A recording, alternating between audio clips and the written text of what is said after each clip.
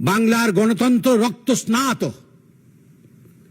এখানে ভোট হলে মানুষের প্রাণ চলে যায়। এখানে নিয়ম কানুনের কোনো বালাই নেই।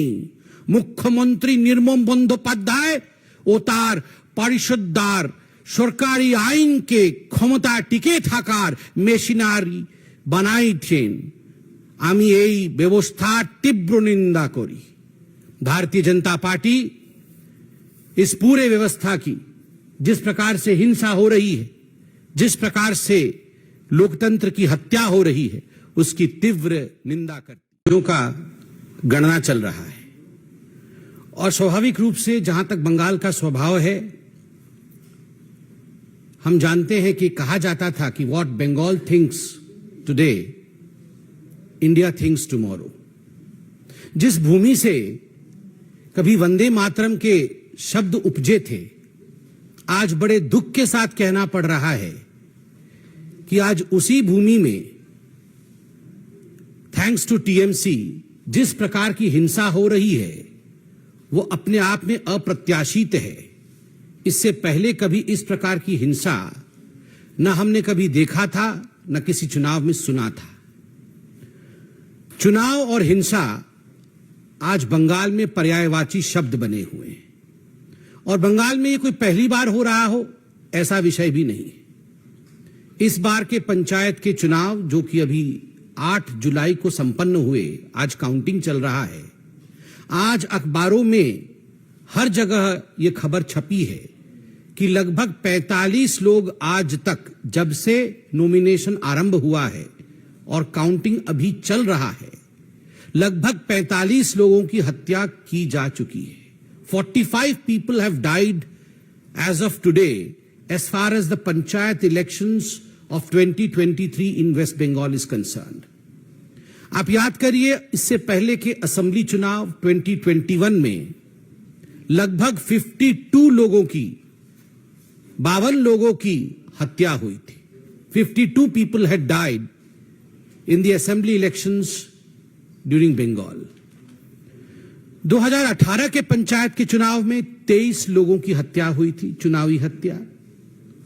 और उससे पहले 2013 के बंगाल के पंचायत के चुनाव में 15 लोगों की हत्या हुई थी।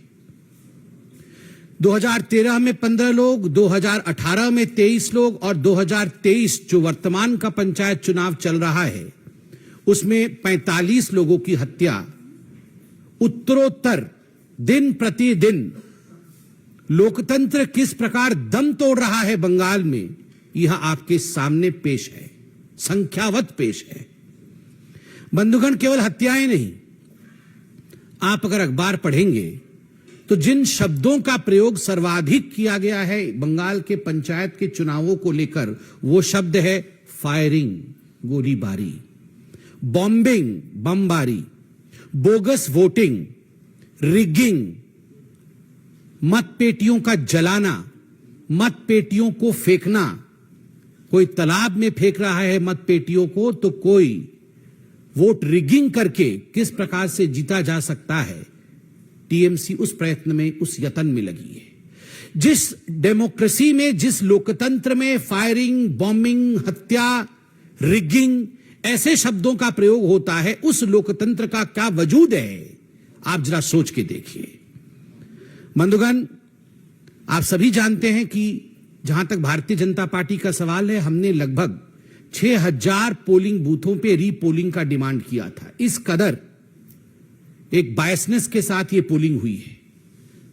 आप सबने सुना था सुप्रीम कोर्ट और हाईकोर्ट ने क्या कहा था। सुप्रीम कोर्ट ने ताकीद किया था राज्य सरकार को कि आप सही तरीके से तटस्थ होकर केंद्रीय बल के साथ, सेंट्रल फोर्सेस के साथ चुनाव कराइए। सेंट्रल फोर्सेस तो गई, मगर डिप्लॉयमेंट जो सेंट्रल फोर्सेस के हुए, उनका ठीक तरह से डिप्लॉयमेंट राज्य की सरकार ने नहीं किया। जो सेंसिटिव बूथ होती है उनकी संख्या छुपाई गई, सेंसिटिव बूथ का डाटा दिया नहीं गया। सेंट्रल फोर्सेस के होने के बावजूद 45 लोगों की हत्या, यह दिखाता है कि राज्य सरकार किस प्रकार से एक प्रायोजित रूप से इन हत्याओं को अंजाम दे रही थी। यह एक स्टेट स्पॉन्सर्ड मर्डर है। ये जितने लोग मारे गए हैं यह प्रायोजित है। This is not accidental, this is state sponsored murder of democracy in West Bengal. और केवल राजनीतिक पार्टी ही स्पॉन्सर कर रही है ऐसा नहीं है, इंस्टीट्यूशनलाइजेशन, संस्थागत मर्डर है। अर्थात इसमें पुलिस प्रशासन से लेकर जो डिस्ट्रिक्ट अधिकारी होते हैं और जो प्रशासनिक अधिकारी होते हैं वह सब सम्मिलित हैं। एक तरह से सबके मिली भगत से यह स्टेट स्पॉन्सर्ड इंस्टीट्यूशनलाइज्ड मर्डर आज वेस्ट बंगाल में हो रहा है। आप सोच के देखिए, 21वीं शताब्दी में भारतवर्ष बैठा हुआ है। मैं भी सोशल मीडिया में हूं, आप भी सोशल मीडिया में हैं। आजकल कुछ छुपता नहीं। जब हम सोशल मीडिया और फेसबुक में देखते हैं एक के ऊपर एक लद करके डेड बॉडियों को ट्रक से या बस से उतारा जा रहा है और स्ट्रेचर्स में डाला जा रहा है, किसी के हाथ मुड़े हुए हैं, किसी के पांव मुड़े हुए हैं, और ये किसी एक्सीडेंट का सीन नहीं है, ये कोई दुर्घटना का दृश्य नहीं है, ये मर्डर है, ब्लेटेंट मर्डर। दिन दहाड़े हत्या की गई है केवल इसलिए क्योंकि आप टीएमसी को वोट नहीं कर रहे। और ये कोई केवल भारतीय जनता पार्टी के कार्यकर्ताओं का मर्डर नहीं है, इसमें कांग्रेसी भी हैं, इसमें कम्युनिस्ट पार्टी के लोग भी हैं, इसमें बाकी पार्टी के लोग भी हैं, ऐसे लोग भी हैं जिनका राजनीति से कोई लेना देना नहीं है, वो केवल वोटिंग करने जा रहे हैं। ऐसे लोगों की हत्या हुई है। जब इस प्रकार का दृश्य सोशल मीडिया और फेसबुक में हम देखते हैं तो मैं कई बार सोचता हूं कि अगर यही दृश्य कोई भाजपा शासित राज्य से आ रहा होता तो हाहाकार मच गया होता। ये सारे नेता, ये जो हाथ पकड़ पकड़ के कभी बेंगलुरु में खड़े होते हैं तो कभी किसी और राज्य में खड़े होते हैं, महागठबंधन का दृश्य दिखाते हैं। कहां है वे सारे नेता? कहां है लालू प्रसाद यादव? कहां है नीतीश जी? कहां है वो मोहब्बत की दुकान खोलने वाले राहुल गांधी? कहां है ये सारे महागठबंधन के नेता? एक के मुंह से एक शब्द नहीं निकला है, एक शब्द नहीं निकला है। राहुल जी कहां है आपका? आपकी मोहब्बत की दुकान का कोई जिक्र नहीं है। आप तो पूरे हिंदुस्तान में मोहब्बत की दुकान खोलना चाहते थे। मैं बताता हूं राहुल जी, आप आज मोहब्बत की दुकान के विषय में बात इसलिए नहीं कर रहे हैं क्योंकि आपके आकांक्षाओं का मेगा मॉल खुला हुआ है। The mega mall of your ambition. You want to become the ruler of this country by hook और बाय क्रुक। कैसे भी मैं सत्तासीन हो जाऊं, मैं सत्तारूढ़ हो जाऊं, और अगर हमारे लोग हत्या कर भी रहे हैं तो कोई बात नहीं है, वहां मोहब्बत की दुकान की आवश्यकता नहीं है। ये मोहब्बत की दुकान और मोहब्बत के दुकान की फरमान ये केवल उन्हीं जगह आवश्यक है जहां मोदी जी पे और भारतीय जनता पार्टी पे प्रहार किया जा सकता है। कोई बात नहीं अगर कांग्रेस का कार्यकर्ता भी टीएमसी के लोगों द्वारा उसकी हत्या कर दी जाए और कांग्रेस के नेता खुद बंगाल में कहे कि हमारे कार्यकर्ताओं की हत्या हुई है, उस पे भी राहुल गांधी और कांग्रेस के शीर्ष नेतृत्व की चुप्पी यह दर्शाता है कि इन लोगों का एम्बिशन कितना बड़ा है। यह लोग डेमोक्रेसी की हत्या होते हुए देख सकते हैं मगर अपने एम्बिशन की हत्या होते हुए, अपनी महत्वाकांक्षा को लुटते हुए नहीं देख सकते। मां, माटी और मानुष की बात करती थी ममता बनर्जी। मां आज बिलख रही है, रो रही है। माटी आज रक्त रंजित है। मानुष की आज हत्या हो चुकी है। और ममता जी माफ करिएगा अगर मैं कहूं कि निर्मम बंदोपाध्याय जी ये सब मूक दर्शक बन के देख रही है तो ये अतिशयोक्ति नहीं होगी। ये निर्ममता है, ये ममता नहीं है। ये डायमंड हार्बर मॉडल है। डायमंड हार्बर जहां से अभिषेक बनर्जी लड़ते हैं, उनकी कॉन्स्टिट्यूएंसी है भाईपुओं की, और जिस प्रकार से वहां दादागिरी की राजनीति चल रही है, वहां counting agent Bharatiya Janata party और दूसरे पार्टी के काउंटिंग एजेंटों को छोड़ा तक नहीं जा रहा है। ये चारों ओर बंगाल में ये चल रहा है। काउंटिंग एजेंट अगर टीएमसी का नहीं है तो 2 किलोमीटर पहले उसे रोका जाता है। जिस दिन नॉमिनेशन भरने जाता है किसी और पार्टी का कार्यकर्ता, पहले उसे मारा जाता है, डराया जाता है, धमकाया जाता है। फिर भी अगर नॉमिनेशन भर देता है तो उसके लोगों की हत्या की जाती है। फिर भी अगर इलेक्शन हो जाता है तो काउंटिंग डे के दिन काउंटिंग एजेंट को वहां घुसने नहीं दिया जाता है। रिगिंग करने की कोशिश होती है, बम फेंकने की कोशिश होती है, और उसके बाद भी अगर हो जाता है तो किस कदर वहां दंगा की जाती है कि आज हेमंत बिश्व शर्मा जी ने भी ट्वीट करके बताया है कि कई हजार लोग बंगाल छोड़ के आज शरण में हैं आसाम में।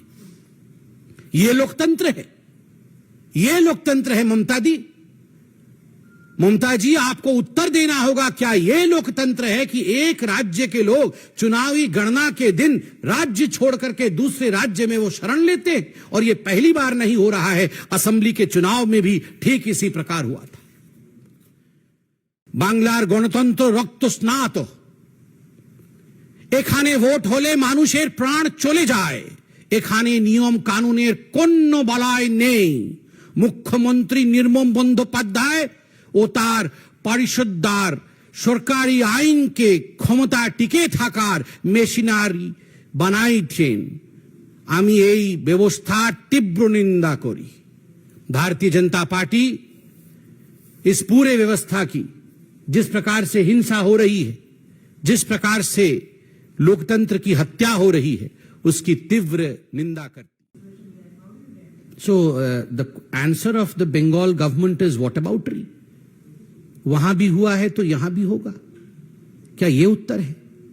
52 लोगों का मर जाना असेंबली इलेक्शन में, 45 लोगों की मृत्यु पंचायत के इस बार के चुनाव में। शर्म से जहां हम सबको सर झुका लेना चाहिए, वहां वॉटअबाउटरी हो रही है कि वहां भी हुआ था तो क्या हो गया, यहां भी होगा। मुझे लगता है ये बहुत शर्मनाक स्टेटमेंट है बंगाल के टीएमसी पार्टी द्वारा, उनको क्षमा मांगनी चाहिए। Yes ma'am.